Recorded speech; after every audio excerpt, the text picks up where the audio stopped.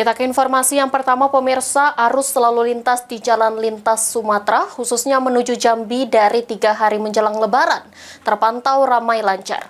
Sejumlah kendaraan dari dalam maupun luar Musi Banyuasin mulai memadati arus lalu lintas Jalin Tim Mubah.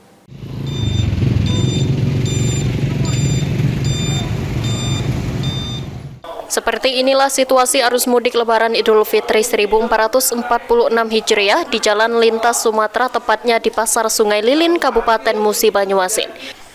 Kondisi arus lalu lintas terpantau ramai lancar. Sejumlah kendaraan baik dari dalam maupun luar Kabupaten Muba mulai memadati ruas Jalan Lintas Timur Muba untuk melakukan mudik Lebaran 2025.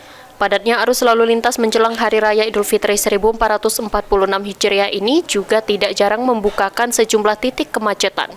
Bahkan puluhan petugas kepolisian dari Satlantas Polres Muba dibantu unsur terkait lainnya diterjunkan untuk mengurai kemacetan khususnya di titik Pasar Sungai Lilin Muba.